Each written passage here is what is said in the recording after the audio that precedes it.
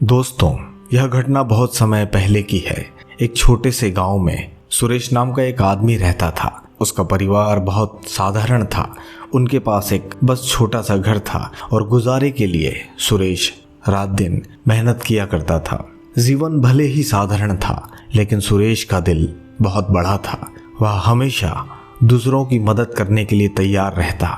गांव में हर कोई उसकी ईमानदारी और दयालुता की प्रशंसा करता। खेतों में काम करते समय यदि किसी मजदूर को सहारे की जरूरत पड़ती तो वह बिना सोचे मदद कर देता। अगर रास्ते में कोई भूखा कुत्ता दिख जाता तो वह अपने टिफिन से खाना निकाल कर उसे खिला देता। कोई राहगीर भूखा मिलता तो वह उसे अपना खाना बांट देता। उसकी पत्नी सुनीता को यह देखकर चिंता होती और वह कहती, तुम्हारी उदारता हमारे घर के लिए परेशानी बन जाएगी। रसोई हमेशा खाली रहती है, कभी तो अपने बारे में भी सोचा करो। लेकिन सुरेश मुस्कुरा कर कहता, सुनीता, भूखा पेट सबसे बड़ा दुश्मन होता है। अगर हम किसी की मदद कर सकते हैं तो क्यों न करें। भगवान सब देखता है। एक दिन दोपहर को जब सुरेश घर पर आराम कर रहा था, तभी दरवाजे से किसी ने धीमी सी आवाज दी। सुरेश ने बाहर आकर देखा, एक बूढ़े ऋषि खड़े थे।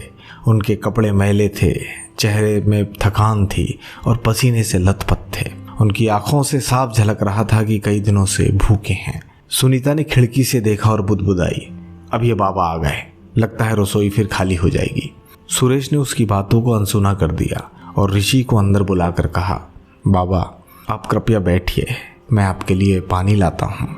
वह जल्दी से एक लोटा पानी भर कर ले आया। ऋषि ने धीरे धीरे पानी पिया और राहत की सांस ली और बोले, बेटा मैंने 2 दिनों से कुछ नहीं खाया है।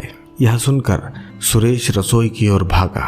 वहां जाकर देखा तो उसके पास केवल 2 रोटियां ही बची थी, जो उसने अपने दोपहर के भोजन के लिए रखी थी। फिर भी उसने बिना सोचे वे रोटियां उठा ली और बाहर जाने लगा। तभी सुनीता ने उसका हाथ पकड़ लिया और गुस्से से बोली, ये क्या कर रहे हो? ये रोटियां तुम्हारे खाने की है। अगर तुम इन्हें भी दे दोगे तो तुम क्या खाओगे?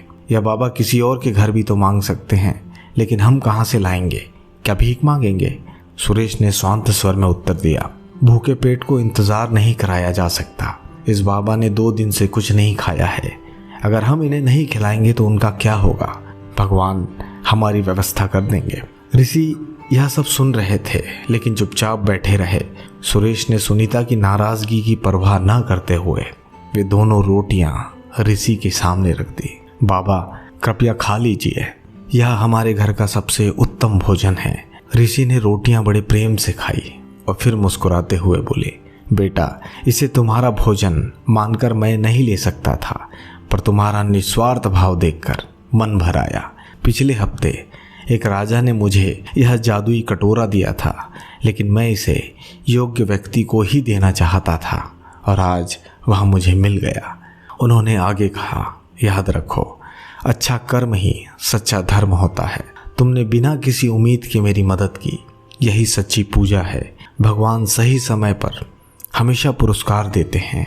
तुम्हारी दयालुता और निस्वार्थ सेवा न केवल तुम्हें बल्कि तुम्हारे परिवार को भी शांति और सुख देगी।